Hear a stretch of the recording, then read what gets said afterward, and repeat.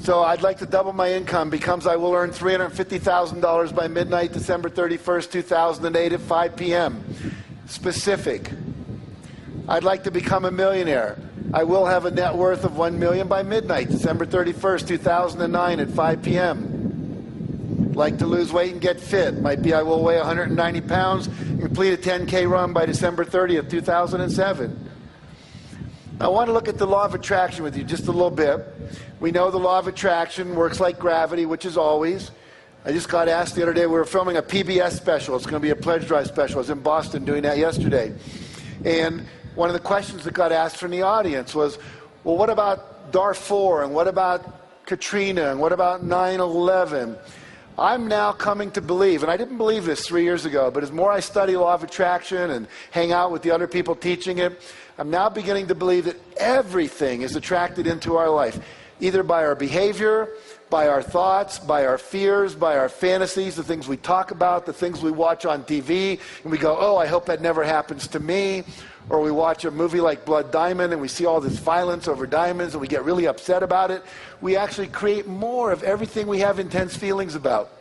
So literally, I want you to act as if you're creating everything and become really, really, really, really disciplined about what you think, what you read, what you watch, what you talk about. I was with Mark Victor Hansen in New York about 3 months ago. We were getting some awards for books, some convention, and we went out to dinner afterwards about 10 o'clock, and we talked till about 2 in the morning. And literally, in that 4 hours, neither one of us said one negative thing about anything or anybody. Mark told me the projects he was working on, and I went, that's fabulous. How can I help you? You need to meet this person. I just met that person. You guys need to network. It was all about how do we do it? Where do we do it? What's happening? What's good? What's good news? Mark was saying, wow, we can educate a kid in Africa for $120 a year. We can send him to college in Africa. I didn't know it was that cheap. You could do that. We talked about microloans. We talked about educating. We talked about some research that shows the fastest way to end hunger in the world is to educate young girls in rural villages. Who knew the research? But it's there. So literally, we just yes, yes, yes. How do we do it? Then I get on the plane the next morning to fly back to LA, and the guy next to me is talking about how crappy the world is, how bad his children are, the government, this thing is bad. Never occurred to us once to have a negative thought. It was all about what do we want? Let's make it happen. How can we help each other? You go. And so basically, that's what you want to be doing. Only focusing and talking about exactly what you want. When you talk about something's not working, all you're going to do is create more of it's not working. People come up to me and say, I've been doing the law of attraction for 3 months. I still don't have my car. It doesn't work. Well, what you're focusing on is it doesn't work. And you're going to get more of it doesn't work. What you want to focus on is where it is working. Hey, I wanted to get a place by the window at the restaurant, and I got it. You know, some people keep what they call a manifestation journal. At the end of every day, what did I manifest? Well, how's it working? And what we know is what we focus on, what? It expands. And so you want to focus on only that which is what you want. Okay, whatever you think about, talk about, and fantasize about, or give your attention to, you're going to attract more of. So you really have to become deliberate and intentional. Now, 3 stages we talked about: ask, believe, and receive. So I want to move into the next section here in a moment. We're going to talk about believing, and we're talking about creating a vibrational match for that which you want into your life. You must always be feeling good. Anytime you're feeling good, you attract more into your life to feel good about. When you're feeling bad, when you're upset, when you're pissed off, when you're resentful, when you're scared, when you're in doubt, you're actually pushing away all the things that are waiting to come into your life. Most of what you want is kind of sitting out there in the parking lot waiting to come in, but when you're talking about negativity and you're criticizing other people, it's pushing it away. And the faster you can get over that, the faster you'll manifest stuff into your life. So the more we can be in gratitude and abundance. Let's talk about gratitude for a minute. When you watched the movie The Secret, you saw about the gratitude rock that Lee Brower uses in his life. John D. Martini never gets out of bed until he has a tear of gratitude. Sometimes he says, I'm in there for an hour, just focusing on what I'm grateful for, but until that tear comes out of my eye, I do not get out of bed. And John is a millionaire, probably 100 times over.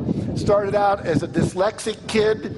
He was basically dying when this person took him under his wing and gave him an affirmation, which was something like to the effect of, I am a wise person, and everyone I touch is benefited by my wisdom. And now, John has read every book ever written by any Nobel laureate in any field in the last 10 years. And he's a genius at what he does. Whereas before they said, you got to drop out of school, you're ADD. And at 14, he dropped out of school. Gratitude. Rhonda Byrne, when she wrote the book, The Secret, she said, I didn't start to write until I had so much gratitude in my heart that I would have a tear come down my face. She said, as soon as I was in that space, my fingers were just flying. And the book, she wrote that book in like 3 weeks. 3 weeks, wrote a book that sold over 3.75 million copies because she was in the space to receive. Because when you're in a space of gratitude, you're saying, I accept that which has been given to me, I appreciate it, and what that does, it opens up a space for more to flow in. The word grace, we say we're under grace, the grace of God. The word gracias in Spanish, gratitude, it's all from the same root word. The more gratitude we have, the more grace we receive that flows through us out into the universe in terms of our creativity and drawing to us that which we want. Abundance and generosity. You want to be always giving as much as you can. Barbara talked about that hugely today. Be in a state of joy. I now teach that at least 1 hour a day you need to take for yourself and do the things that you most love to do. Right now I'm learning to play the piano, so that's what my hour is about. For my wife, it's the horse poop and petting our dog and our cats and all of that stuff. She loves it. She just does. For someone else, it's listening to Bach or Beethoven or listening to Bono or whatever it might be. For someone else, it's painting or gardening. I was doing a seminar up in Canada, and I was actually on a TV show up in Canada, and this woman stood up in the audience, and she said, I have a question. I said, great, what is it? She said, I haven't been happy for 7 years. You're talking about joy. I haven't experienced joy for 7 years. I said, what happened 7 years ago? She said, my husband died. I said, really? I said, what did you used to do that brought you joy before your husband died? She said, well, I used to paint. I used to garden. I used to play the piano. And I said, have you done any of that in the last 7 years? She says, no. I said, well, here, go home, and tonight I want you to play the piano. Tomorrow I want you to go out and garden, and next day I want you to buy some paints and paint something. Then I want you to write me a letter or give me a phone call, and I gave her my card. And about a week later I got a call, and she said, I can't tell you how happy I am. Happiness partly comes from doing things that make you happy. And for some reason, most of us spend our time doing the things we think we should do, and we don't go out and do the things that make us happy. So literally make a discipline of doing the things that bring you joy. It's like having a joy diet. And basically, if you can get into joy all the time, like Mother Teresa was, or the Dalai Lama is, or Mark Victor Hansen is 90% of the time, and I am 90% of the time, then things just start flowing into your life at a magical rate. Okay, forgiveness is another big piece. You must forgive, because anytime you're holding resentment, you're not in joy, you're not in love, you're not in inner peace. You have to let go and release. And there are all kinds of powerful processes. John Gray wrote a book about the total truth process. If you can feel it, you can heal it. There's a book on letting go on forgiveness by Jerry Jampolsky. I mean, there's many, many techniques out there. Find one and use it. The emotional freedom technique, the 5-minute phobia cure. There's a ton of technology that can, in like 5 minutes, you can get rid of a phobia. In 5 minutes, you can get rid of a negative belief, just tapping on certain meridian points.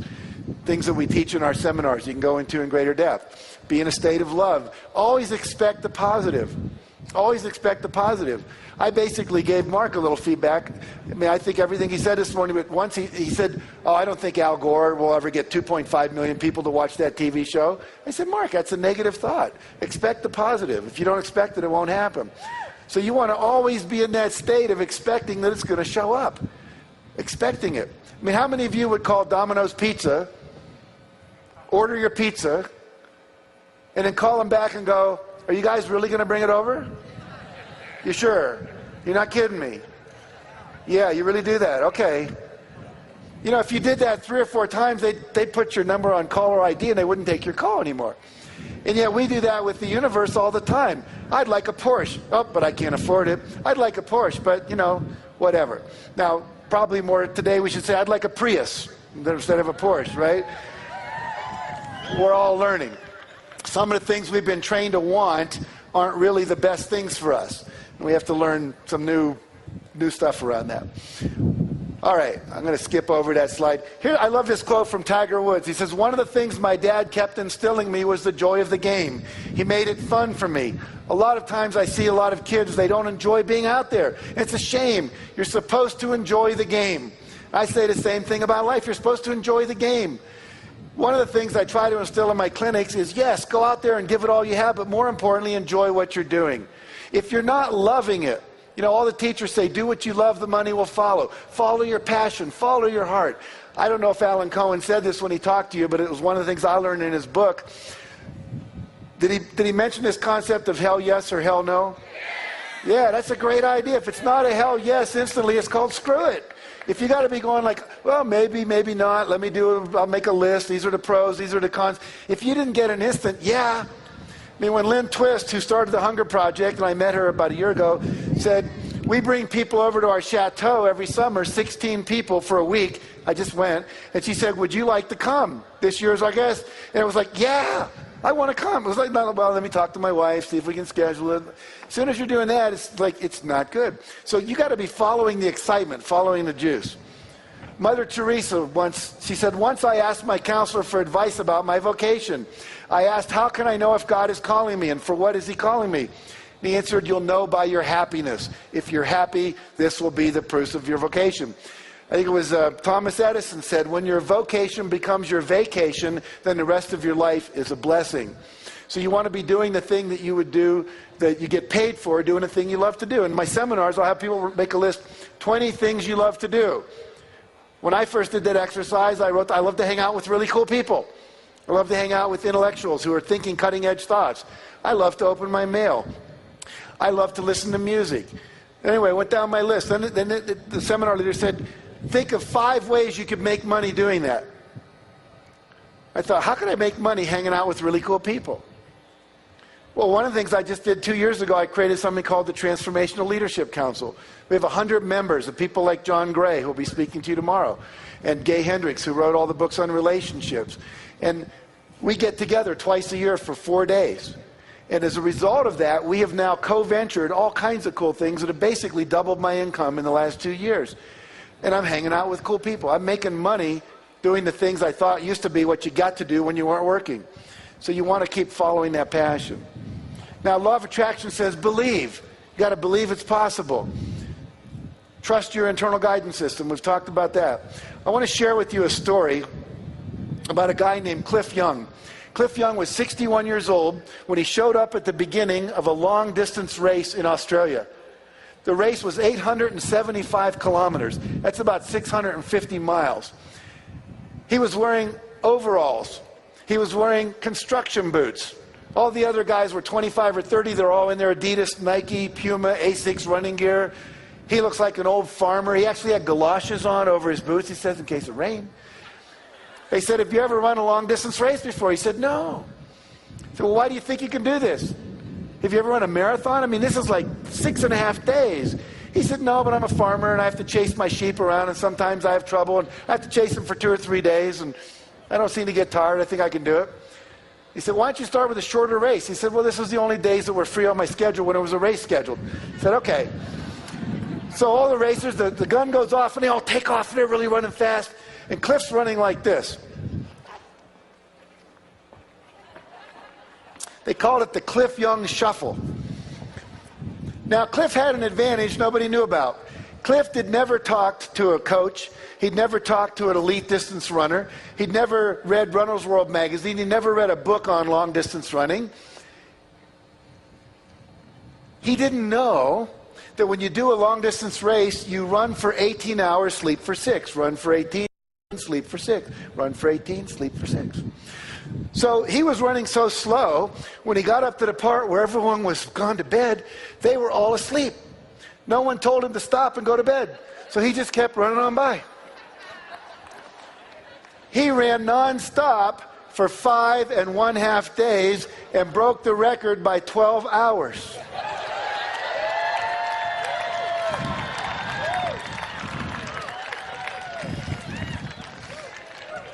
See, sometimes what you think you know gets in the way of what's possible. If you believe you can do something, you can figure it out. But you have to believe. You have to believe it's coming into your life. I love this quote. It says, never tell anyone something cannot be done. God may have been waiting for centuries for somebody ignorant enough of the impossible to do that very thing. You know, you think of all the technologies we have, the airplane, FedEx. When the guy that put FedEx together, he was an MBA student at Yale, and he presented the paper that outlined the FedEx process.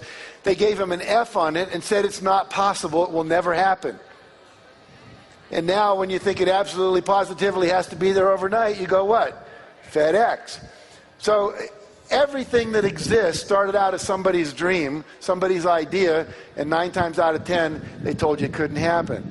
Here's a kid named Farrah Gray, 19 years old, born in the ghetto, mother's on welfare. At the age of 6, he starts his first company. By the age of 11, he has 3 companies. Now, they're small. They do things like take rocks, paint them, go door to door, and sell them as paperweights. But he made $50 his first day doing that, which was more than his mother made when she was the housekeeper. And then he got a bunch of kids together, and they would go to older people, and they'd say, we'll go buy your groceries for you and bring them back in our wagons. You just give us a couple of bucks. He gave one to the guy who went to get the groceries, kept one for himself, had a thing going. By the age of 12, he'd created something called the Urban Neighborhood Education Economic Council, called Unique.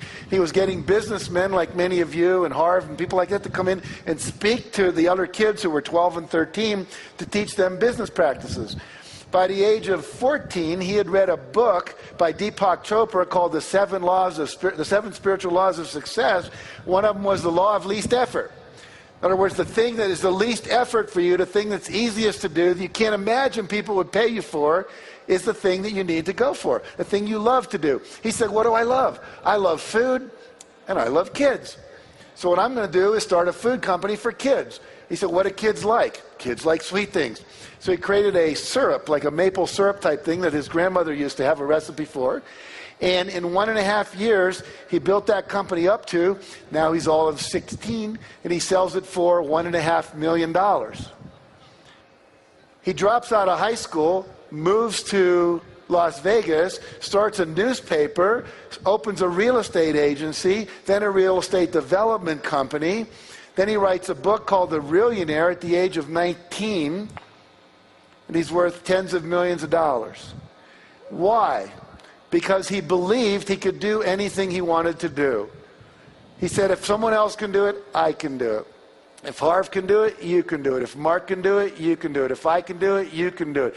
If Eric Wyanmayer, a blind guy, can climb Mount Everest, there's nothing we can't do. But you have to believe it. So every project you create, you believe you're going to create, you're going to get the result you want. Oprah Winfrey said, you do not become what you want, you become what you believe. When I was on the Oprah Winfrey show, sitting next to her, the auric field that came out of her, the level of charisma, would almost knock you over. And she said, I believed this stuff long before it was called The Secret and so on and so forth. But she believed as a little child, I can do anything I want. And she went out and did it. So can you. Step number 4 says, release the brakes. It's another way of saying create a vibrational match. And I'll just talk about this for a few minutes, and I think my time's going to run out here. Now, how do we do that? In order to receive something into our life, we have to be feeling the feelings we would feel if we already had the thing that we want to come into our life. So I have to feel like a millionaire before the million can come in. I have to feel abundant. I have to feel full of love before I attract the love I want. Gandhi said, be the thing you want. So if you want love, be loving. You want joy, be joyful. You'll attract more of that into your life. So I'm going to teach you 4 quick techniques. Most of you know these, but ask yourself, am I doing them? Number 1, affirmations. So I have an affirmation since I'm reveling in my $6 million a year personal income. Actually, this year it's up to 9 on my affirmation card. So you want to have an affirmation describing the result as already achieved. I'm reveling in my income. And I close my eyes every morning, and I feel the feeling. I see the bank account. I see my IRS report, $9 million gross personal income. And then I move to my next thing. This is one I used a number of years ago. I'm enjoying looking at my physically fit 185-pound body in the mirror. Now, if you look at that closely, you'll see my face when I have brown hair cut out and put over a body that was in some muscle magazine. And I put that on my mirror every morning. And every time I'd look at that, I'd say, gee, I don't quite look like that. And then I'd go into the gym, I'd lift weights, and I'd eat better and so forth. Now, I'll never look like that. I'm not going to spend 6 hours in the gym. But it basically motivated me. And it said, I'm already experiencing it right now, even though I wasn't. By the way, a great technique, and I put that off on person. Don't freak out in the AV department up there. But I just didn't want you looking at that slide. When you're trying to lose weight, take your scale, and whatever weight you want to weigh, write it on a piece of paper, put it over your scale. So every time you step on your scale, you go, oh, far out, 185. This is cool. Because see what happens, you step on there and go, shit, 220 pounds, that sucks. And what are you going to attract when you have that? You're going to attract 220 pounds, and that sucks. See? So you're basically fooling yourself. You're programming your unconscious to create the 185 or the 115 or whatever you want. When Mark and I were writing Chicken Soup for the Soul, people would say, what are you doing? We're writing a best-selling book. We never said we're writing a book. We're writing a best-selling book. And then it changed to we're happily celebrating the sale of 1.5 million copies of Chicken Soup for the Soul. One I have right now is I'm sharing my open, loving heart and deep spiritual wisdom with everyone I meet. You want affirmations for every aspect of your vision, and this is one of mine. So, you state your desired outcome as if it's already happening, feel the feeling, and then you got it. I'm happily driving my new BMW down the highway. I love this idea. You go to the dealership, you take your camera, you sit in the car, you look out the window, and you say, take my picture. I'll be back to buy this in a month or two. Then you take that picture home, blow it up, 8 by 10, 14 by 10, put it on your refrigerator, make it your screensaver, and then it just keeps coming into your consciousness. That's my car, that's my car, that's my car. I did that. I wanted an Audi one year, and about 3 months after I started, a friend of mine came who actually owned an Audi, and he said, I'm going to Europe for 6 months. I don't want my car to sit because it needs to run. Would you be willing to use my car for the next 6 months? Sure, why not? It's a great car. I didn't have to pay for it. Go down to the dealership, sit in the car, put your hands on the wheel, feel the feelings, get used to it. If you want to stay in world-class hotels like the Four Seasons, go to the Four Seasons. If you can't afford a room there, just sit in the lobby and have a drink. Go to the bar, have one drink. Sit in the lobby, watch the rich people come by and say, someday that's me, or now that's me, because it is you. You're sitting in the lobby of the Ritz-Carlton, whatever it might be. Get used to the feeling. Go to the houses. When they have open houses for houses that cost $10 million, go. My wife used to say, why go? We can't afford it. I say, yes, we will be able to. And now I live in a $6.5 million estate. So the point is, you want to get used to the feeling. You don't want to feel uncomfortable. Have you ever been to Rodeo Drive and gone into some of the stores where men's shirts start at like $450? The suits are like $2,000 and up. And you walk in and you go, I don't belong in here. It's almost like they're going to ask you for your Platinum American Express card and you won't have one and they're going to throw you out like you're a homeless person. The truth is, go in there, try on the shirts, try on the suits. Before we could afford it, we went into Armani. My wife tried on these suits. She looked incredible. I went, honey, that's you. And she said, I know. And now we can afford them. We couldn't afford them back then. But now we can. So get into the feeling of it. All right, create vision board. How many of you have a vision board or a wish book? Okay. Here's one, a friend of mine, Rick Kinman. It's got all this stuff on it. Here's this. I love this one. Someone just sent me this. This was a woman who was single. She wanted to be married, and she wanted to get married in Greece. And you see the pictures she had on her vision board. And then she sends me this. 6 months after she made the vision board, she met a guy, he proposed, they got married, and they did it in Greece. Came out of the blue. Mark wrote a book called Out of the Blue. It will come out of the blue. Here's some of the things on my vision board. And there's a picture of Oprah, and I was on her show, millions of dollars. I'm working on that body on the left-hand side. And more flexibility, getting more sleep. I want to go to the Taj Mahal in India and do some more meditation. Picture of my wife and I enjoyed my mortgage paid in full and so forth and so on. And then I ran across this really cool thing on YouTube. You might want to write this down. There's a guy named Malcolm Cohan, C-O-H-A-N. And he has a thing called Think It's So. You just go to YouTube and type in Think It's So. And what he's done now, he's created a proprietary software package where you can take your pictures from Google and all these places, and you put them into this package, and then what it does, it becomes a screensaver that pops up on your screen and works like a PowerPoint presentation that just keeps rotating by. So Think It's So, Malcolm Cohen, C-O-H-A-N. He's an Australian. And once I learned that, what I did, these are just some of the pictures that are in my screensaver now. This one says, I'm feeling exhilarated talking to audiences of 5,000 people or more.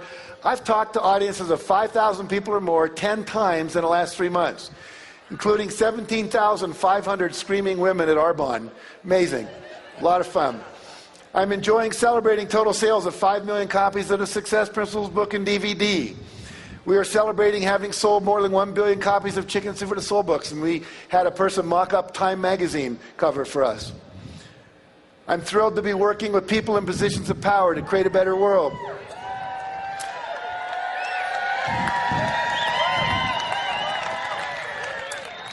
Turns out the woman who was the correspondence secretary for George Bush had submitted 5 chicken soup stories. We didn't know.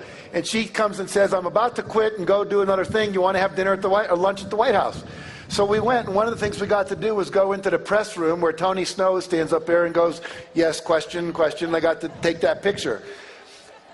I'm sitting up with Mark at 2 o'clock this afternoon, and he says he was with Gene Houston in Greece. Gene Houston is one of the major advisors to Hillary Clinton, and Gene Houston said, we want you and Jack to work with the Democratic Party to help advise them for this new administration to bring more of this consciousness.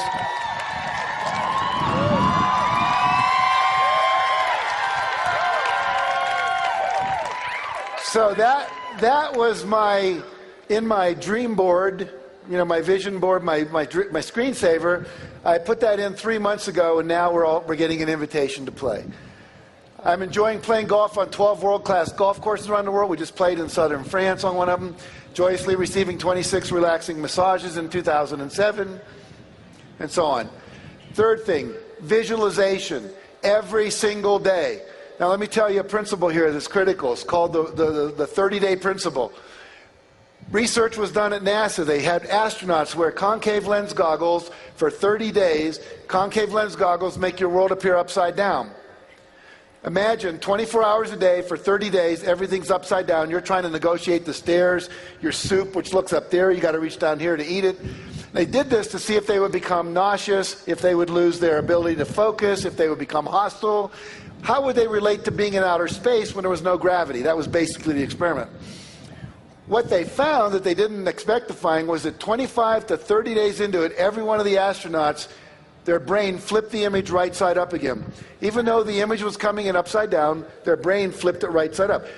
What the neuroscientists tell us is it takes 25 to 30 days to create a new neural pathway in your brain. It takes 25 to 30 days to lock in a new belief system. It takes 25 to 30 days to lock in a new habit pattern.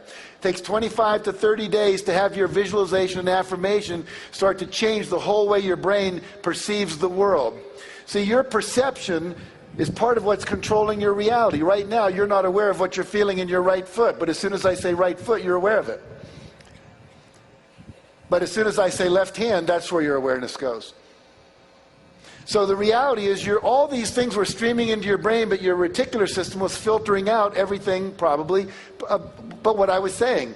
But as soon as I say right foot, it changes. So as soon as you start visualizing, and you do that for 30 days, the reticular system in your brain says start letting in everything that will help us become a millionaire or solve world hunger or work with the president or whatever it might be. So you want to be visualizing for 30 days in a row without fail whatever it is you want. Because they did an experiment where on day 15, they had half the astronauts take their glasses off, put them on back on day 16, took another 25 to 30 days before the phenomenon occurred again. So you must do 25 to 30 days. Does that make sense? That's one reason most people's affirmations don't work. It's one reason a lot of the seminars they take don't work, because they don't take the tools and do them every day for 30 days. It's like that 10-24-7 idea. The repetition over and over locks it into the unconscious. and also opens up the perceptual field for you and also programs universal consciousness out there in the world. Okay, this is one of the most powerful tools that Mark and I have discovered. It's called Act As If. You all know you start acting like a millionaire before you're a millionaire. Here's a cool technique. It's called the Come As You'll Be Party. Have any of you done a Come As You'll Be Party? Okay, here's what you do. Mark and I went to a party. We belong to an organization we helped create called The Inside Edge. Had 100 cutting-edge people, like Barbara D'Angelis was a member, Tony Robbins was a member, and so forth. And they had a party on the Queen Mary. And what we did was we got there, and they had paparazzi taking all our pictures and big red carpet. And we had to act as if it were 5 years in the future, and we had achieved every one of our goals. And for 3 hours, everyone had to pretend it was 5 years later. People were walking around with books they'd written. People were walking around, their cell phone would ring, and they'd say things like, oh, that's good. Yeah, buy 5,000 shares. Yeah, no, sell those. Yeah, 10,000 of those. Oh, good. Call you back later. They were trading all these great stocks. I was doing this party with one of my seminars recently, and this kid, 26, was walking around with his cell phone going, Jennifer, I told you don't call me here. No. And then the phone would ring in. Jennifer, leave me alone. No, I know I was the best lover you ever had. I know, honey. I know I was the most sensitive person. Oh, I know you love me. I'm sorry, I just have to move on. Finally, by the end of the evening, he takes one more call. He goes, J-Lo, leave me alone. I'm sick of it. You know? And people were showing us pictures of the boats they owned and the Argentinian ranches they'd bought and the camps they'd set up for homeless children and on and on and on. Now, if you do that for 2 or 3 hours and just stay in that space, that's the most powerful act as if we've ever figured out how to make happen. Go home. If you buy my book, I think it's chapter 11. It's called Act As If. There's a whole section on how to create a Come As You'll Be party. There's an invitation in there you can mock up and send out to people. But really do that. It's one of the most powerful things you can ever do. Now, let me move this toward closure here. I just want to talk about one last thing. Let me find it for you real quick here. One of the principles that we work with is if you want to learn, you've got to stay motivated with the masters. You know, Harv talked about the masters. And so principle number 8 in my system is stay motivated with the masters. And there's a lot of ways to do that. You come to sessions like this. You take the Peak Performance, ultimate seminar package, whatever. You keep being exposed to masterful ideas and masterful people. Shared that cartoon with you. Here's a guy named Jeff Arch. How many of you know who Jeff Arch is? See, most of you have never heard of Jeff Arch, but you will know him in a second.